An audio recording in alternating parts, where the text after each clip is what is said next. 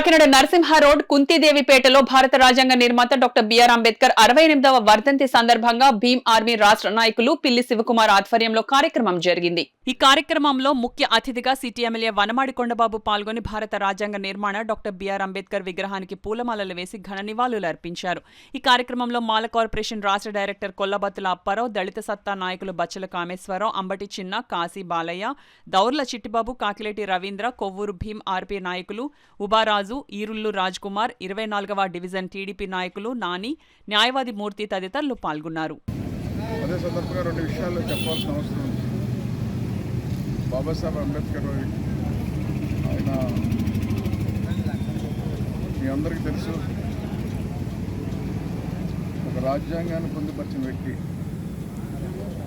ఆ రాజ్యాంగాన్ని పొందుపరచబట్టే ఈరోజు ఈ దేశంలో బడుగు బలహీన వర్గాలు కానీ, అదేవిధంగా సామాన్యులు కానీ ఈరోజు ఇలా బతకగలుగుతున్నారు. అదేవిధంగా ఆయన రాజ్యాంగం ప్రపంచానికి ఒక ఆదర్శమైంది.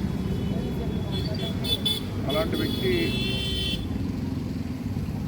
ఆయన ఒక పేరు మీద అనేక కార్యక్రమాలు తెలుగుదేశం ప్రభుత్వం ఉన్నప్పుడు చేయడం జరిగింది. అంబేద్కర్ భవనాలు కట్టి, అంబేద్కర్ కమ్యూనిటీ హాల్స్ కట్టి,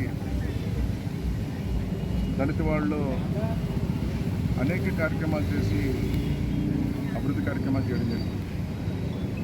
అదేవిధంగా చూసుకున్నట్టయితే ఎస్సీ కార్పొరేషన్ ద్వారా